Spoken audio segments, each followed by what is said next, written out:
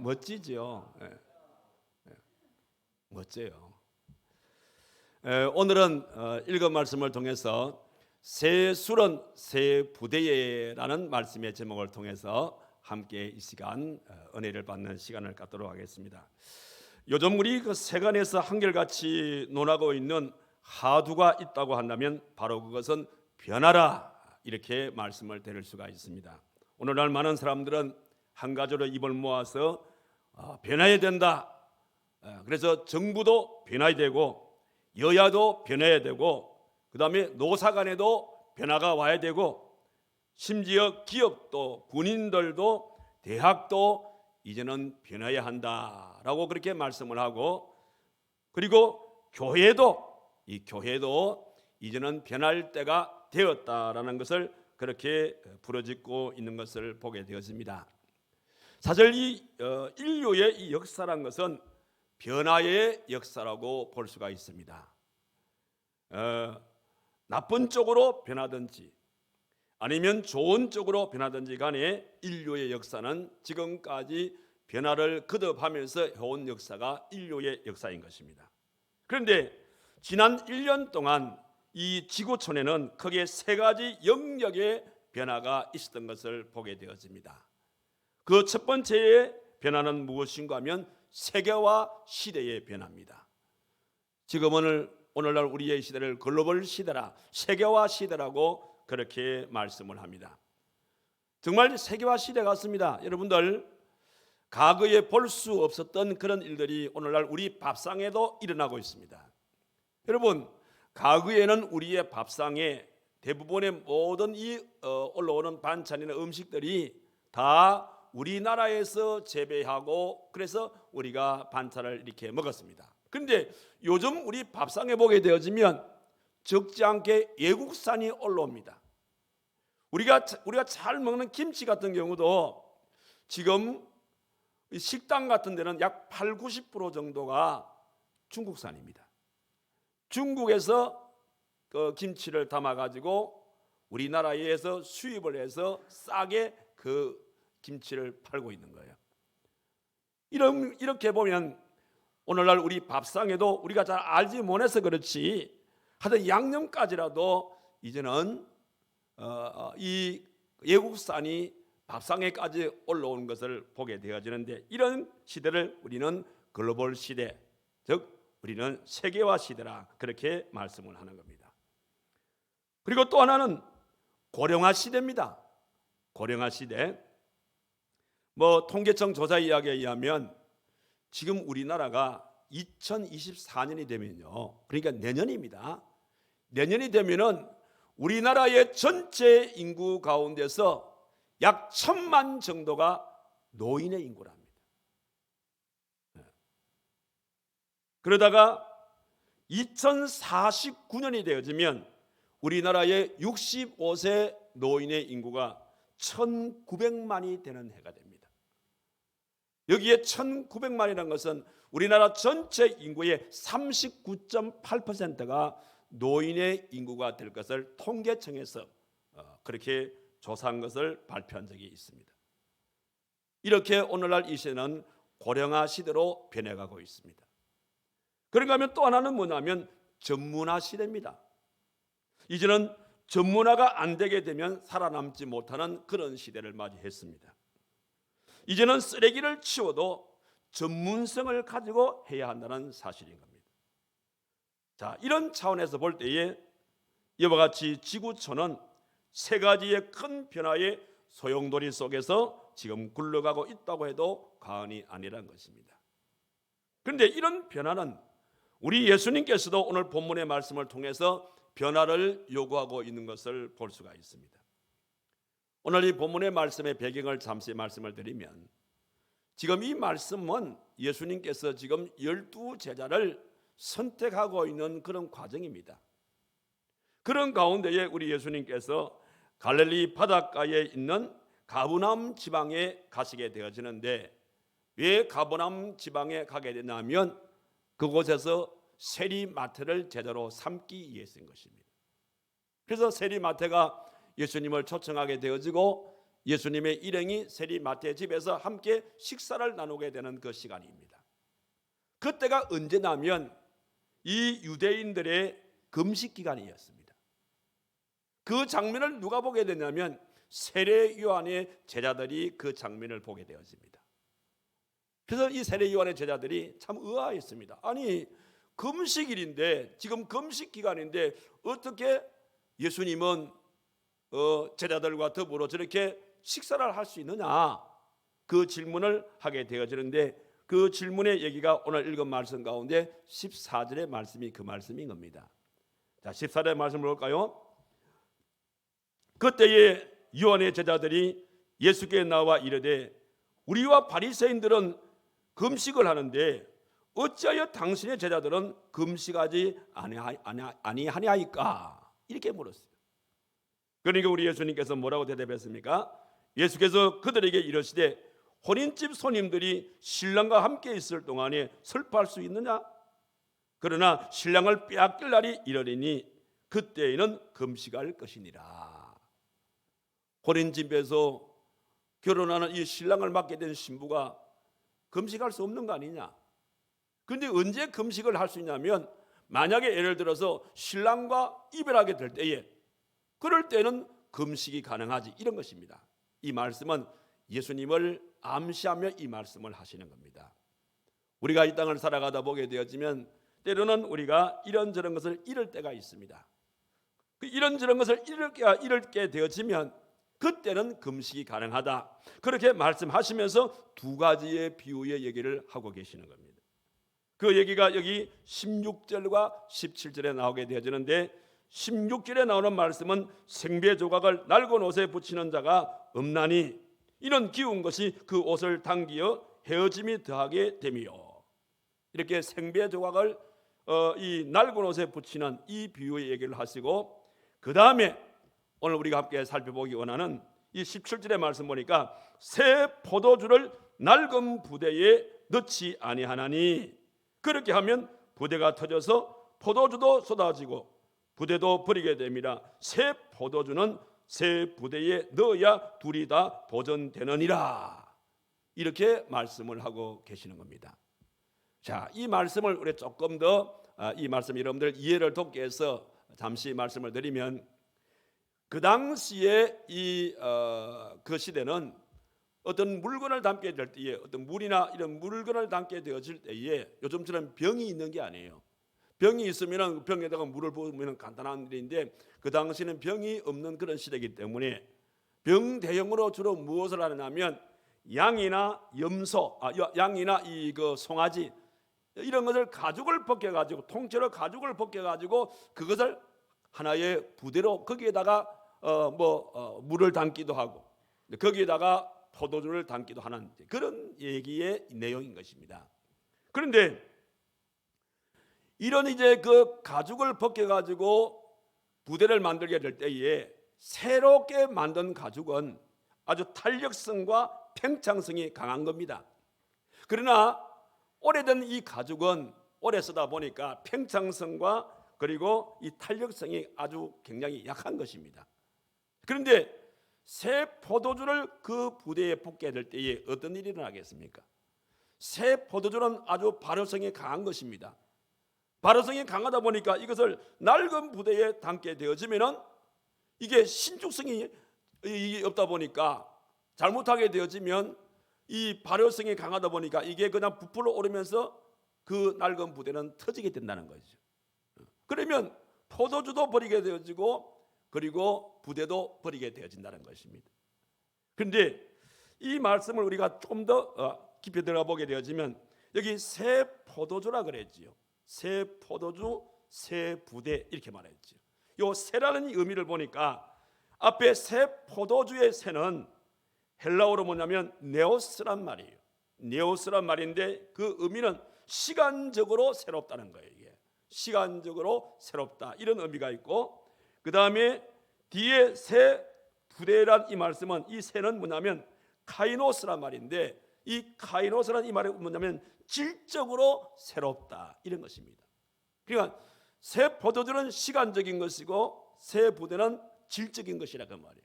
그러니까 새 포도주가 새 포도주이기 때문에 발효성이 강하니까 그것은 질적으로도 새 포도주에 담는 것이 옳다. 이런 의미의 말씀으로서 새 포도주는 새 부대에 담아라라는 이런 비유의 말씀을 하고 계신다는 겁니다.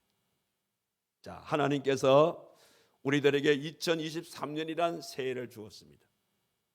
새해를 주실 뿐만 아니라 이 한 해 동안 우리 하나님은 새로운 말씀을 우리에게 주실 것이고 새로운 은혜를 우리에게 부어주시기 원하시는 것이고 새로운 축복을 하나님께서 우리들에게 주시기를 원하신다는 겁니다. 이렇게 시간적으로 2023년이라는 새 것을 우리에게 주셨습니다. 그렇다면 오늘 저와 여러분들이 새로운 말씀, 새로운 은혜, 새로운 하나님의 축복을 받으려면 역시 마찬가지로 우리는 질적으로 우리 자신들이 새로운 부대를 준비를 해야 된다는 겁니다. 만약에 우리가 이 2023년을 살면서 우리가 새 부대를 준비하지 못하고 흠 부대를 가지고 새 것을 담으려고 하게 되어지면 결과적으로 그 새 것이 팽창하게 되어지면 나의 헌 가족 부대는 터져버리고 만다는 사실인 겁니다. 그렇게 되어지면 주님께서 주시는 새로운 것들과 내가 가진 것이 결국 터져버리니까 다 소용없게 되어진다는 그런 의미의 말씀이 되겠습니다. 여러분, 포도주란 것은요, 이게 변화가 오게 되어질 때에 1등 포도주가 되는 겁니다. 그런데 가끔 보면은 만약에 포도주가 변하지 아니하고 만약에 포도주가 변질되면 어떻게 했습니까? 포도주가 변하게 되어지면 1등 포도주가 되지만은 포도주가 변하지 아니하고 변질되게 되어지면 결과적으로 그것은 소용없는 포도주가 된다는 것입니다. 오늘 저와 여러분들이 새 포도주를 우리가 진정으로 담기를 원한다면 여러분들도 결과적으로 새로운 부대를 준비하게 되어질 때에 새 것을 담을 수가 있다는 사실입니다. 그런 의미로 새 수를 새 부대에 담기 위해서는 여러분들에게는 놀라운 변화의 역사가 있게 되어질 때에 새 것을 담을 수가 있다는 사실입니다. 자, 그러면 새 수를 새 부대에 담기를 원하면 우리의 생활 속에 어떤 변화가 일어나야 될 것인가? 오늘 우리가 함께 살피고 원하는 말씀이 되겠습니다. 먼저는 새 수를 새 부대에 담기를 원하면 제일 먼저 우리가 무엇이 변해야 되냐면 우리의 마음의 변화가 일어나야 한다는 사실이에요. 로마서 12장 2절의 말씀 보니까 너희는 이 세대를 본받지 말고 오직 마음을 새롭게 함으로 변화를 받아 하나님의 선하시고 기뻐하시고 온전하신 뜻이 무엇인지를 분별하도록 하라. 그렇게 말씀했어요. 자, 여러분, 이 말씀대로 보면 이 세대를 본받지 말라 그랬어요. 여러분, 우리가 살고 있는 이 시대는 어떤 시대입니까? 한마디로 말씀을 드린다면 죄악이 가득한 시대입니다. 우리가 살고 있는 이 시대는 부정부패와 정경유착과 뇌물이 통하는 그런 시대 뿐만 아니라 가치관이 혼란스러워서 그래서 욕심과 탐욕이 판을 치고 있는 이런 시대가 지금 우리가 살고 있는 이 시대입니다. 오늘 성경은 분명히 말했습니다. 참으로 새 수를 새 부대에 담기 원하는 사랑하는 성도들은 이런 시대를 본받지 말라는 겁니다. 이런 시대를 본받지 말고 오직 마음을 새롭게 우리가 함으로써 그래서 하나님의 선하시고 기뻐하시고 온전하신 뜻이 무엇인지를 그것을 분별할 수 있는 이런 자세를 갖게 되어질 때에 우리의 마음에 새로운 변화가 일어날 수 있다는 사실입니다. 자, 그러면 우리는 어떤 마음을 그러면 가져야 될 것인가? 우리가 우리의 마음의 변화가 일어나기 원하면 제일 먼저 우리가 가질 마음은 기도하면서 새로운 마음을 가지게 되어지는 이런 일인 것입니다. 이 사실에 대해서 다윗은 시편 51편 10절에서 하나님이여 내 속에 정한 마음을 창조하시고 내 안에 정직한 영을 새롭게 하소서 그렇게 고백을 했고 에스겔은 에스겔서 36장 26절에서 고백하기를 또 새 영을 너희 속에 두고 새 마음을 너희에게 주되 너희 육신에서 굳은 마음을 제하고 부드러운 마음을 줄 것이며 그렇게 말했어요. 그러니까 우리는 굳은 마음, 우리의 강팍한 마음은 버리고 새로운 영, 새 마음, 부드러운 마음을, 그리고 착하고 온유한 마음을 우리가 간직을 하게 되어질 때에 우리의 마음의 변화가 일어난다는 거예요.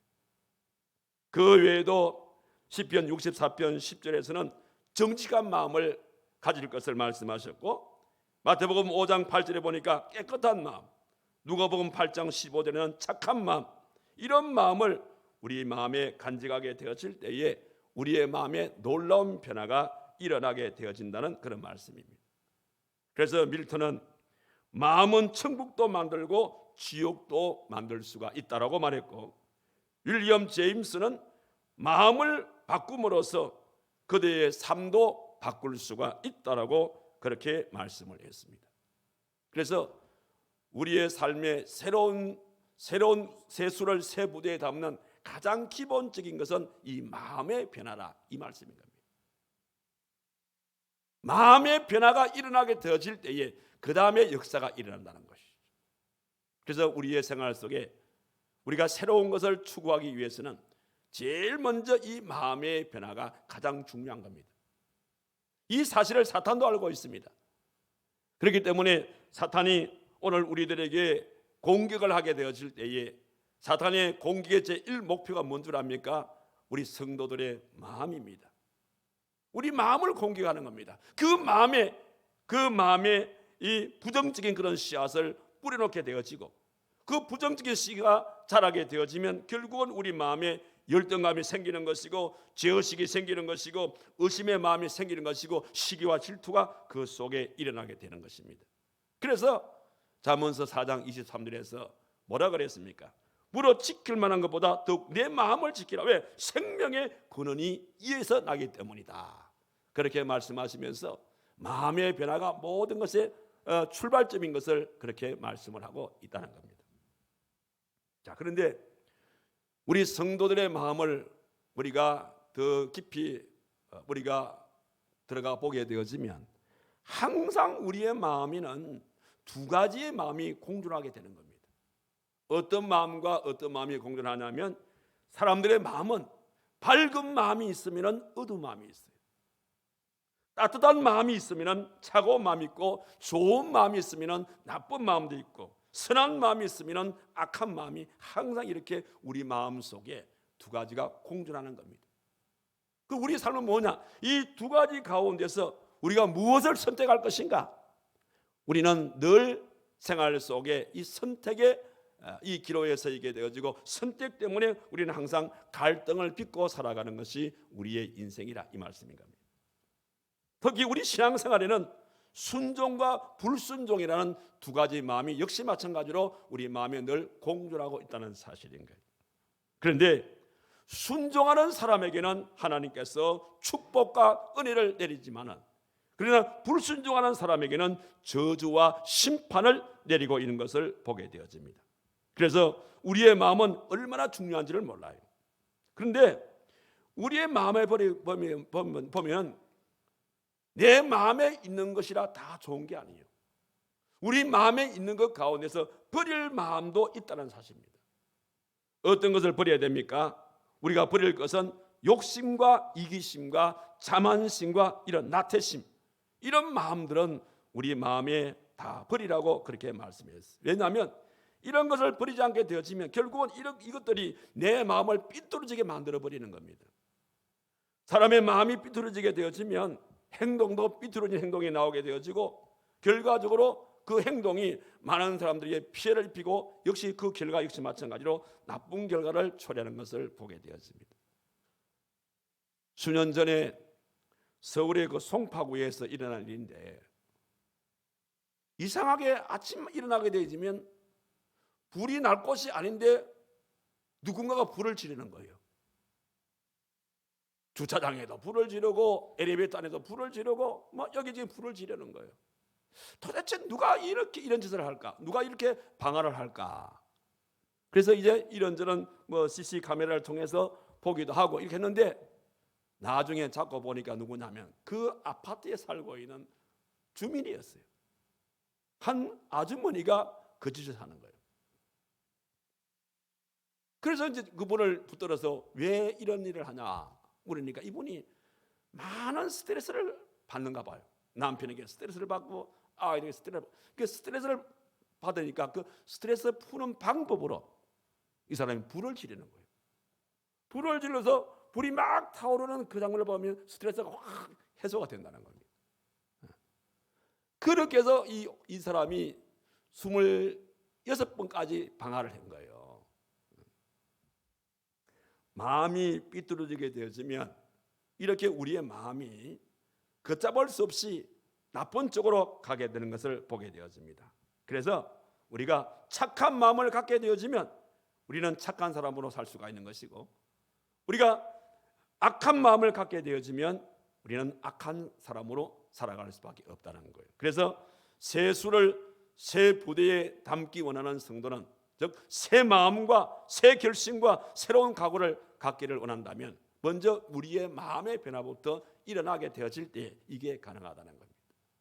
그런 연고로 오늘 저와 여러분들 2023년의 새해를 출발하면서 정말 이 한 해 동안 하나님의 이 새로운 말씀과 그 새로운 은혜와 새로운 축복을 여러분들이 진정 받으면서 살기를 원한다면 여러분의 마음에 이런 마음의 변화가 분명히 일어나야 될 줄로 믿습니다. 이 마음의 변화가 이렇게 일어나게 되어질 때에 여러분들의 생활 속에 하나님이 부어주시는 새로운 은혜와 또 새로운 축복을 담을 수 있다는 사실인 겁니다. 이것이 새 수를 새 부대에 담는 첫 번째의 변화의 요건인 것입니다. 그 다음 두 번째는 무엇인가 하면 생각의 변화가 일어나야 한다는 겁니다. 새 수를 새 부대에 담기를 원하면 생각의 변화가 일어나지 아니하고는 결코 새 수를 새 부대에 담을 수가 없다는 것이죠. 어디 그런 말씀이 나오냐면 로마서 8장 6절의 말씀 보니까 육신의 생각은 사망이요 영의 생각은 생명과 평안이니라, 그렇게 말씀을 하고 있습니다. 이게 무슨 뜻인가 하면 육신의 생각을 쫓지 말고 성령의 생각을 쫓아 살아라, 그런 의미의 말씀이 되겠습니다. 그런데 요즘 우리 사회를 보게 되어지면 수많은 사람들이 육의 생각을 따라서 사는 분들이 참 많아요. 육의 생각을 따라 사는 사람은 욕심대로 혹은 욕망대로 부패하고 타락한 인간의 본성대로 그렇게 살아가게 되어진다는 겁니다.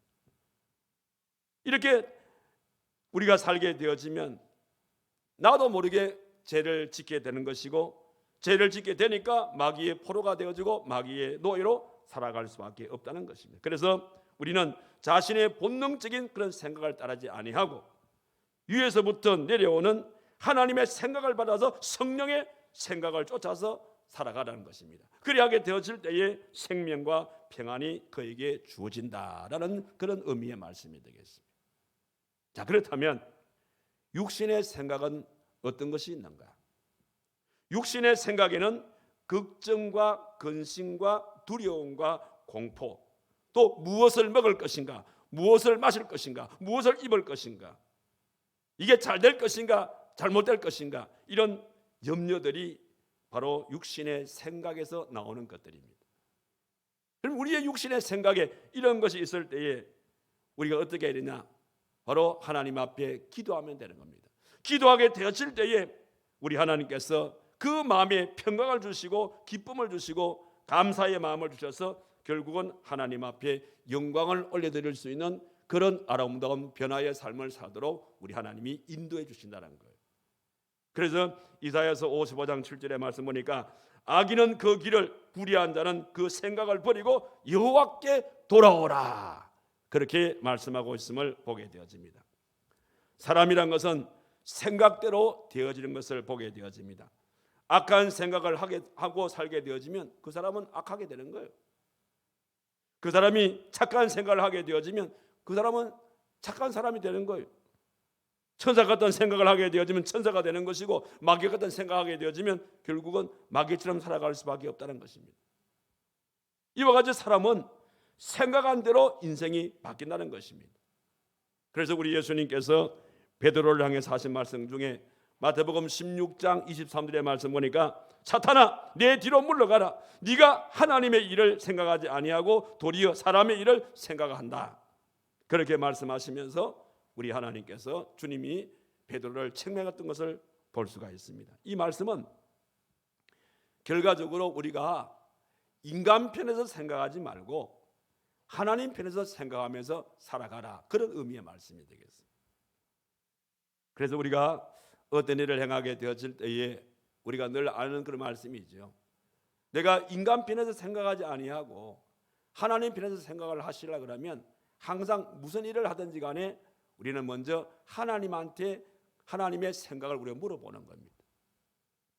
예를 들면 어떤 일을 내가 준비하고 있습니다.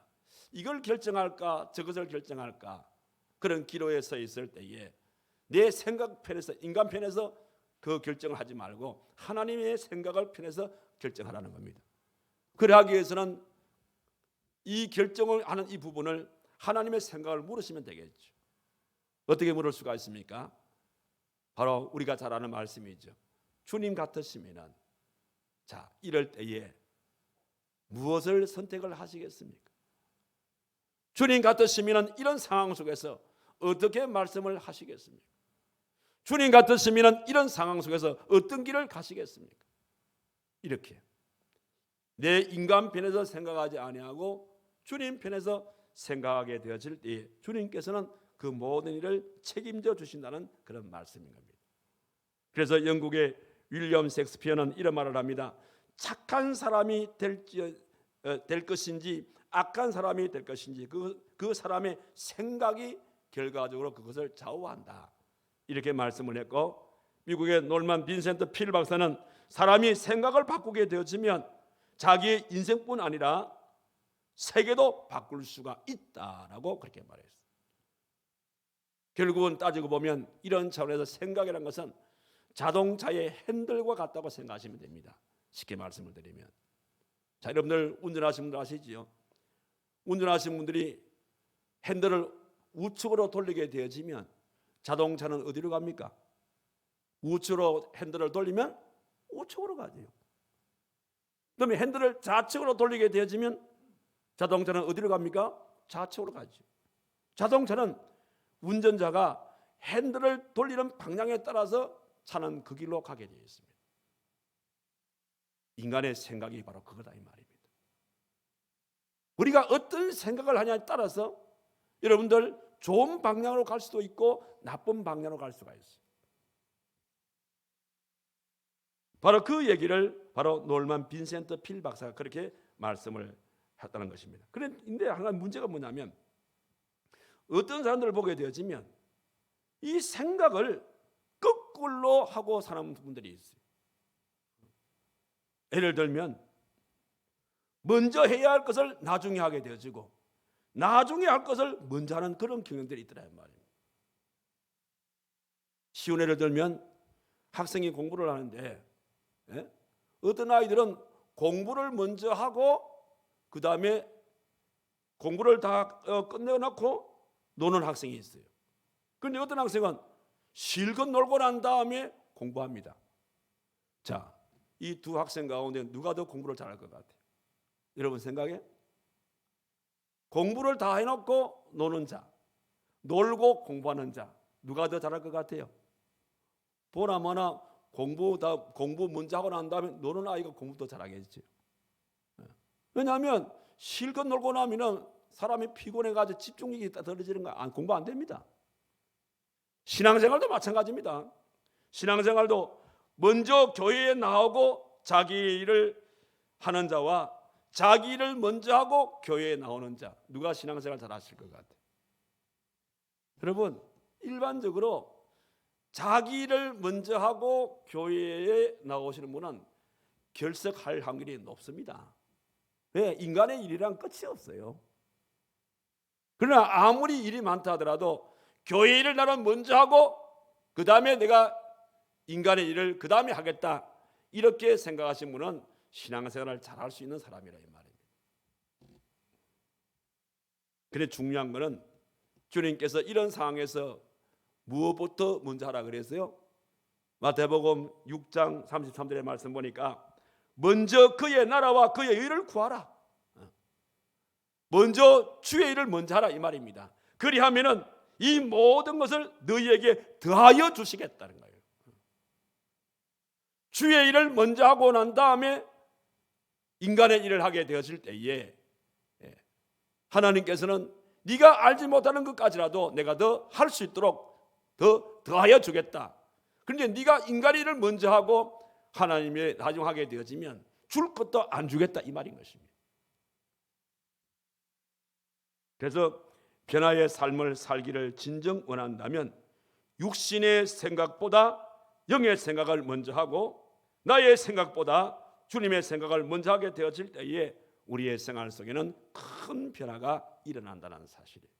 그래서 오늘 저와 여러분들 정말 이 한 해 동안 살아가면서 새 수를 새 부대에 담는 이런 변화의 삶을 살기를 원한다면 이런 차원에서 여러분의 생각을 바꾸고 갈 수 있는 그런 삶을 살 때에 새 수를 새 부대에 담는 축복이 따를 줄 믿습니다. 그 다음 마지막 하나는 뭐냐면 이제는 행동의 변화가 일어나야 됩니다. 여러분 아무리 내 마음의 변화가 일어나고 내 생각의 변화가 일어난다 하더라도 행동의 변화가 일어나지 않게 되어지면 그 일은 결코 변할 수가 없는 거예요. 그래서 빌립보서 1장 27절에서 뭐라 그랬죠? 오직 너희는 그리스도 복음에 합당하게 생각하라. 이는 내가 너희를 가보나 떠나 있으나 너희가 한 마음으로 서서 한 뜻으로 복음의 신앙을 위하여 협력하는 것 같다라고 그렇게 말씀을 했어요. 자, 이 말씀의 의미는 뭐냐면 새 포도주를 새 부대에 넣기를 원한다면 마음도 생각도 변하겠지만은 생활도 변하지 아니하고는 그렇게 할 수 없다는 그런 의미의 말씀이 되겠습니다. 그러면 우리의 신분이 뭡니까? 복음에 합당한 삶을 살 때에 가능하다는 거예요. 여러분 여기 복음에 합당한 삶이라는 것은 뭐냐면 우리의 신분을 말하는데 여러분 우리의 신분이 어떤 신분입니까? 우리가 잘 알다시피 영접하는 자 그 이름을 믿는 자에게는 하나님의 자녀가 되는 신분이거든요. 그러니까 오늘 저와 여러분들은 남자는 하나님의 왕자시고 우리 여자분들은 하나님의 공주시란 말이에요. 우리의 신분은 왕자의 신분이요 공주의 신분이니까 그 왕자의 신분에 합당한 공주의 신분에 합당한 그런 삶을 살게 되어질 때에 바로 여기에 하나님의 큰 역사가 나타난다는 거예요. 그래서 사도 바울은 골로새서 3장 9절과 10절에서 너희가 서로 거짓말을 하지 말라. 옛사람과 행위를 벗어버리고 새 사람을 입었으니 이는 자기를 창조하신 이의 형상을 따라서 지식에까지 새롭게 하심을 입은 자니라. 그렇게 말씀하시면서 하나님과 함께하게 되어지면 말씀에 순종함으로써 결국은 새로운 삶을 살게 되어지고 또 하나님께서 함께하게 되어지면 물질을 드림으로써 새로운 삶을 살 수가 있고 또 착하고 선한 일을 통해 나가서는 하나님 앞에 기도함으로써 우리는 새로운 삶을 살아갈 수 있다는 그런 말씀인 겁니다. 그래서 로마의 향자였던 마르쿠스 아울레리우스라는 사람은 행동을 심으라 그리하면 습관을 거둘 것이다. 습관을 심으라 그리하면 품성을 거둘 것이다. 품성을 심으라 그리하면 운명을 거둘 것이다. 이런 유명한 말씀을 했습니다. 자, 이런 차원에서 볼 때에 우리에게 습관이라는 것이 얼마나 중요한지 몰라요. 그래서 파스칼은 습관이라는 것은 제2의 천성이다 그렇게 할 정도로 우리의 생활 속에 이 습관이라는 것은 참 중요한 것입니다. 이 습관이라는 것이 결과적으로 행동을 통해서 만들어지는 것이라는 그런 의미의 말씀이 되겠습니다. 자, 그렇다면 오늘 저와 여러분들 2023년에 이 새해를 사시면서 정말 이 한 해 동안 지금 뭐 경제가 어렵다 뭐 여러 가지 어렵다는 말이 그냥 우리 귀에 이제 못이 박히도록 우리 들었습니다. 요즘은 좀 하루하루 살기가 정말 쉽지 않아요. 자, 이런 어려운 시기를 살면서 여러분들 세상이 아무리 어렵지만은 나는 그래도 하나님의 축복의 삶을 내가 살고 싶다. 혹 그런 마음이 없어요? 하나님 앞에 복된 삶을 살고 싶다. 하나님 금년 2023년 이 한 해 우리의 가정에 하나님이 큰 복을 내려주옵소서라는 그런 욕심이 없습니까? 다 있겠지요. 자, 여러분 이 어려운 시기에 여러분들 하나님 앞에 축복받으며 사는 방법이 있어요. 그 방법이 무엇이냐면 우리 하나님께서 우리들에게 복을 주시게 될 때에 어느 순간에 우리에게 복을 많이 주시냐면 바로 새벽 기도입니다. 하나님은 새벽을 통해서 우리에게 복 주시기 원하시는 거예요. 그래서 여러분들 이 어려운 시기에 나는 기필코 하나님 앞에 복된 삶을 살고 싶다 하시면 여러분들 새벽 기도 습관적으로 한번 여러분들 금년 1년 동안 해보십시오. 분명히 하나님께서 여러분의 생활 속에 큰 복을 줄 줄로 믿습니다. 왜 그러냐면 여러분 이 새벽 시간은 성부 하나님도 좋아하는 시간이고 성자 예수님도 좋아하는 시간이고 성령 하나님도 좋아하는 시간입니다. 그래서 우리가 구약에 보게 되어지면 하나님께서 이스라엘 백성들에게 복을 주실 때에 대부분 큰 축복은 언제 주시냐면 다 새벽에 주시더라고요. 제가 언젠가 이 강단에서 그런 말씀을 드렸죠.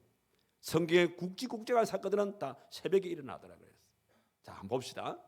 구약에 보게 되어지면 이 이스라엘 백성들이 약속의 땅 가나안 땅을 향해서 가게 될 때에 여러분들 홍해 바다가 언제 갈라졌다 그랬어요? 새벽에 갈라졌습니다. 모세가 십계명을 언제 받은 줄 아십니까? 새벽에 받았어요. 이스라엘 백성들이 광야길을 가게 할 때에 그들이 배고파할 때에 목마르할 때에 또 그들이 이제 그 양식 만나와 메추라기가 언제 내려졌습니까? 새벽에 내려졌어요. 여러분 여리고성이 언제 무너졌습니까? 새벽에 무너졌어요. 보십시오. 구약 시대에 나오는 이런 큰 사건들이 다 새벽에 일어납니다. 신약으로 넘어가 봅시다. 여러분 예수님이 언제 이 땅에 태어났습니까? 새벽에 태어났어요. 예수님이 언제 부활했습니까? 새벽에 부활했어요. 오순절날 넘어가 봅시다. 불의 해같이 갈라지는 그 성령의 역사가 언제 일어났습니까? 새벽에 일어난 겁니다. 이와 같이 신구약 성경 속의 큰 사건들은 다 새벽에 일어나고 있는 것을 보게 되어집니다. 자, 그래서 박아론 선교사님은 성도에게 새벽 기도 시간은 신비의 시간이라고 그랬어요. 지금도 우리 하나님께서는 이 새벽 기도를 통해서 많은 기적과 이적을 우리들에게 베풀고 계신다는 사실인 겁니다. 자, 교인이 아니시더라도 보십시오. 사회적으로 성공하신 분들 가만히 보게 되어지면 대부분 다 일찍 일어나는 사람들이에요. 새벽 일찍 일어나서 일하는 그런 분들이 결국은 이 사회에서 자기 사업도 잘하시더라 이 말입니다. 공부도 마찬가지예요. 어떤 학생들이 공부 잘합니까? 새벽에 일찍 일어나서 공부하는 이런 학생들이 공부를 다 잘하게 되어 있어요. 자, 그런데 여러분들 답은 이미 나와 있습니다. 이 어려운 시기에 하나님 앞에 복받는 삶을 살기를 원한다면 오늘 목사님께서 이 새벽 기도가 그 시간인데 이게 습관화 안 되어 있어요. 이게 문제라 이 말입니다. 그런데 습관이라는 것은 제2의 천성이라 그랬죠. 자, 그래서 이런 습관을 여러분들이 만들어 가려면 뼈를 깎는 수고가 따라야겠죠. 뼈를 깎는 수고를 하면서 이 습관을 만든 사람은 아마 틀림없이 여러분들 금년 1년 동안 하나님 앞에 여러분들이 느껴보지 못하고 받아보지 못했던 하나님의 큰 사랑과 큰 축복을 받을 줄 믿습니다. 그러나 이걸 만들지 못하게 되어지면 그냥 민민한 생활을 할 수밖에 없겠죠. 그래서 여러분들 정말 이 한 해 동안 세수를 세부대에 담는 이런 변화의 삶을 살기를 원한다면 뼈를 깎는 그런 아픔이 따른다 하더라도 이번만큼은 이 새벽 기도를 여러분의 생활 속에 습관화 만들어 가시기를 바랍니다. 마지막으로 제가 이 한 얘기를 듣고 말씀을 마치겠습니다. 제가 지난번 우리 기도의 시간에도 제가 언급했습니다만은 새 가운데서 가장 오래 사는 새가 있어요. 그것은 솔개입니다. 솔개. 저 솔개는 평균 수명이 보통 30년에서 40년 정도밖에 안 됩니다. 그래서 새가 3, 40년 산다는 것도 이게 오래 사는 새지요. 그런데 저 솔개가 3, 40년에서 다시 30년 이상을 더 살 수 있는 길이 있어요. 그래서 저기에서 멈추게 되어지면은 저 새는 3, 40년으로 끝나지만은, 그러나 뼈를 깎는 그와 같은 그 과정을 통해서 살게 되어지면은 70년을 살 수가 있어요. 그 과정이 뭐냐면, 이 솔개가 한 3, 40년 정도, 40년 가까이 되어지면, 이게 솔개는 이게 발톱이 생명합니까? 그래야 먹이로 팍 지지 않습니까? 그리고 이 부리가 또 생명인 거예요. 그런데 한 3, 40년 정도 발톱과 이 부리를 쓰다 보면 이게 무뎌집니다.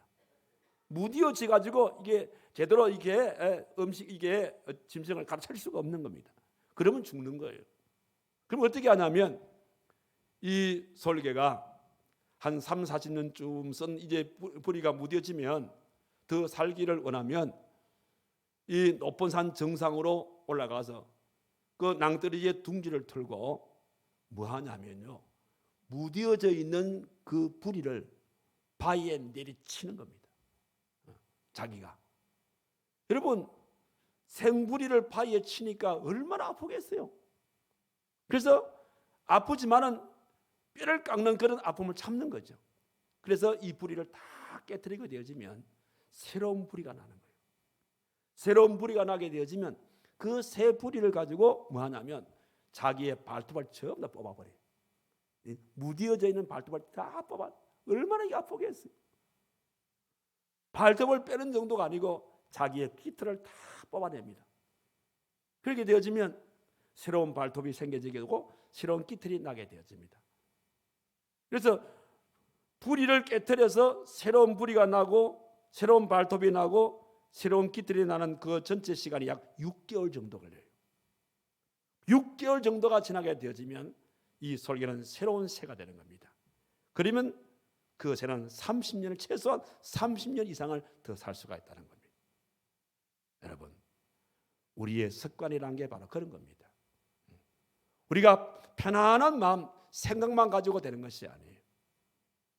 분명한 사실은 오늘 말씀드린 대로 하나님은 성부 하나님도 성자 예수님도 성령 하나님께서도 지금까지 새벽을 통해서 큰 역사를 이루어 나갔다 그러면, 오늘 저와 여러분들도 아무리 시기가 어려운 시기지만은 우리가 이 새벽 기도를 습관화하게 만들게 되어지면, 습관에 잘 되지 않는 성도들은 이 솔개처럼 뼈를 깎는 그런 이제 여러분들이 그 과정을 통해서라도 새벽 기도를 여러분 생활 속에 습관화하고 만들게 되어지면 아마 틀림없이 하나님께서 2023년도 아마 이 한 해를 살면서 지금까지 느껴보지 못했고 지금까지 받아보지 못했던 하나님의 달고 오묘한 말씀, 그리고 놀라운 하나님의 은혜의 축복, 또 놀라운 하나님의 축복의 역사들을 여러분의 삶 속에 정말 되어서 누르고 흔들어 넘치는 복으로 분명히 줄 줄로 믿습니다.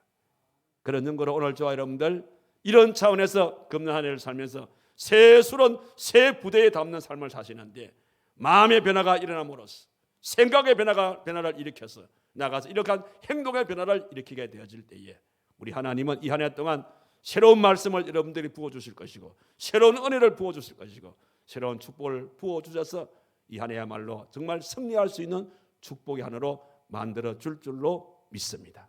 이런 복된 삶을 살아가시는 저와 여러분 되기를 주님의 이름으로 축원합니다. 기도합시다.